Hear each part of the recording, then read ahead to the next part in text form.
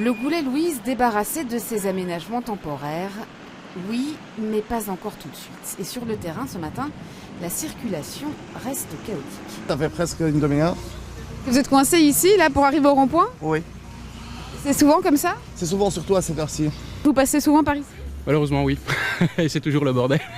La signalisation provisoire a été retirée, mais les îlots installés aux abords et sur le rond-point seront enlevés progressivement d'ici une dizaine de jours. Face à la pression des commerçants, qui dénonçaient une baisse de fréquentation, relayée par la ville de Bruxelles, le gouvernement bruxellois a finalement pris la décision de démonter les installations.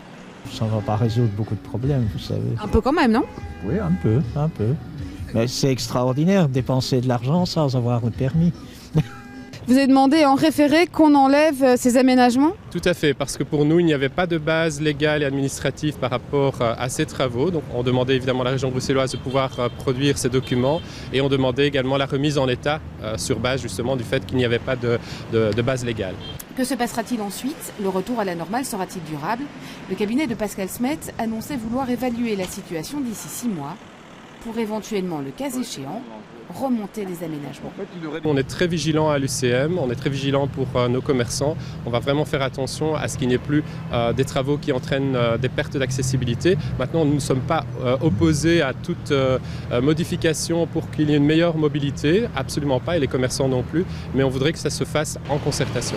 Bref, la situation reste imprécise. En attendant, les travaux de démontage devraient commencer au plus vite.